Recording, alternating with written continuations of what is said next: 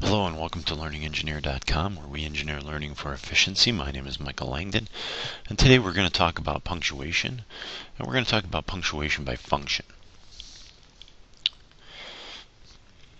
The first thing we're going to talk about is making lists. Okay, so lots of writing we use lists. So here we have two examples. So in the first one, the damage that the human body can survive these days is as awesome as it is horrible. Then you can see we have put a colon there, and then we have our list items: crushing, burning, bombing, a burst blood vessel in the brain, and so on. You also notice that there's no "and" here before the last item because of this colon. You also notice that this is a complete sentence in front of it. So you can't start that list until you have a complete sentence. In our next example, we have a dash after a complete sentence. And the reason why a dash is used is because of these qualifying phrases using if. Okay? And so that's why a dash is used, because it's not as formal. The list items aren't so singular. There's extra stuff in here. So that's why a dash is used instead of a colon. It's more informal. Here we have the same one, but in this time I put commas in the list items by switching the if statements around. So then we use semicolons to separate our list items. And so here's the rule. The colon is formal. It completes the sentence before start of the list, and list items are basic. No final and is necessary. A dash is informal, doesn't have to be a complete sentence, and list items can have long phrases. You separate items and lists using commas, which is normal. Otherwise, you use the semicolons if list items have commas in them, and if you use the semicolon for one item, you use them for all items. You can also use phrase starters such as, for example, like and ergo, though you always want to be careful with like because it has multiple meanings, especially in slang. And so here are some examples. There are many things that can kill you, such as a car accident, hitting your head, or falling down stairs. If you need free software, there are a lot of websites for you to look at. For example, SourceForge, Portable Apps, and Microsoft.com. So in both cases, you'll see that the phrase is wrapped in commas. Connectors connect two sentences or independent clauses together. So generally you want long sentences and some short sentences, and so this is how we would do this. So here's an example. I'm going to the store and you are going to rent some videos. Jeff went to the store, but Anne decided not to go along. Malik didn't go to the movies, for Chandra canceled at the last minute. So in each case they're using a comma and a conjunction to connect two sentences together. We also call them independent clauses. So it's a comma plus a conjunction. Okay, and these are the conjunctions. They're fanboys. They're for, and, nor, but, or, yet, and so. Okay?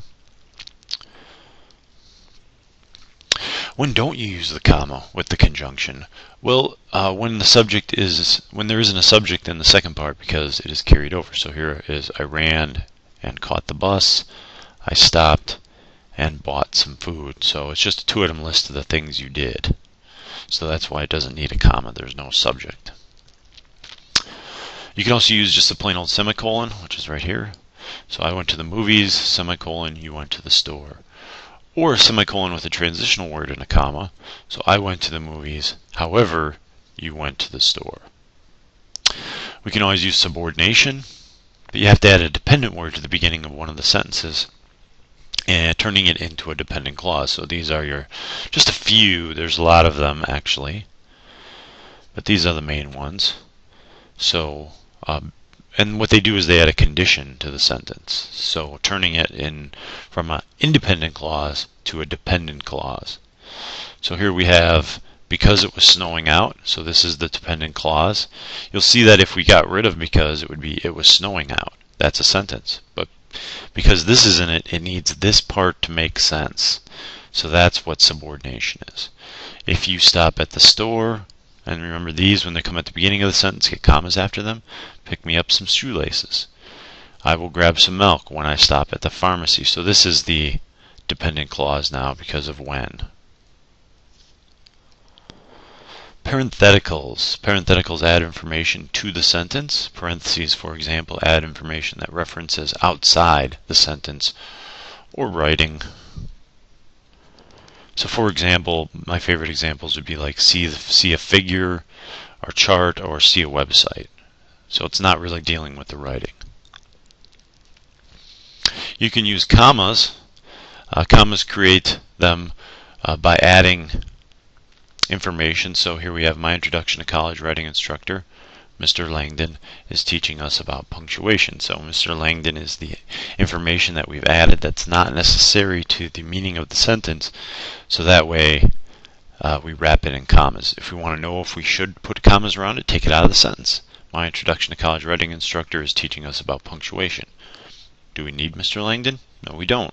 We can get rid of him.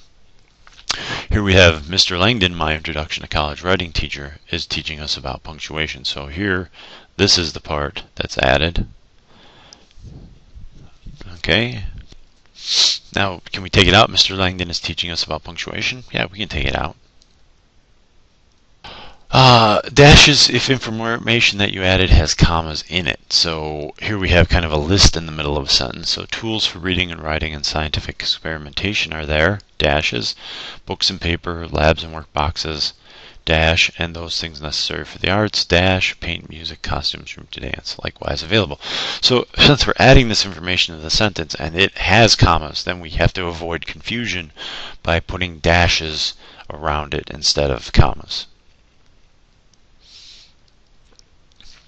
Clarifiers and summarizers. Clarifiers and summarizers add information to the end of the sentence to better explain what was just written. So here we have the colon is more formal.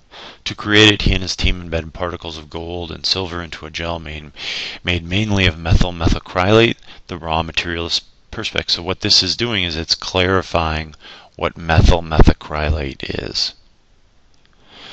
Total cost in advance for Sean's treatment plan, initial doses of chemotherapy, $83,900. So here's your colon, and what it's doing is it's clarifying what the total cost was.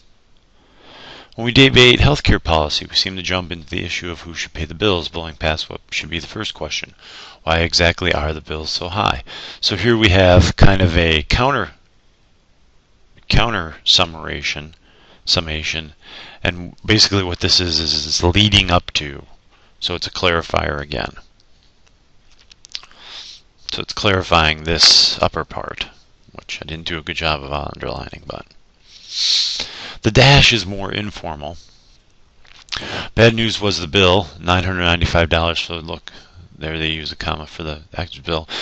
And then because they've already used a colon here, they want to use a dash to avoid confusing the reader. So in sum, $27,000 for a false alarm. Okay, so it's summarizing this clarifier, which is clarifying this. Janice was also charged $57.61. Janice was also charged $157.61 for a CBC, the complete blood count that those of us who are ER aficionados remember George Clooney ordering several times a night. So what is it doing is it's clarifying a CBC. Yes, every hospital administrator grouses at Medicare's payment rates that are supervised by a Congress that is heavily lobbied by the American Hospital Association, which spent $1,859,041 on lobbyists in 2012. So basically what they're doing is they're clarifying that these people who complain about the pay rates are the ones lobbying to get them what they are. So quotations are used to represent exactly what someone said. And so we have quotation marks, we need a comma, we need ending punctuation. The 3 periods, which is clips, means there's more to the quote, so we cut this off, cut off. And that's what it tells the reader. And then sick is used in brackets to say this is exactly what this person said, and what they said was wrong, but I didn't say it. So here we have some examples. He said, comma, quotation mark, I'm going to the store, period, quotation mark. So you notice that the period comes on the inside. I'm going to the movies, she exclaimed. So again, comma, quotation mark, punctuation on this side goes on the inside. I was walking down 5th Street, comma, quotation mark, he told the officer, comma, and a dog jumped up and took my will. So we're breaking the sentence up right where it would be broken up, right where it would be broken up anyways, right with the conjunction and the comma. So there's a comma, there's a conjunction. Okay, so you can split a quotation up like that as well. Again, inside, outside on the end, outside, inside on the front side. So those are quotation marks.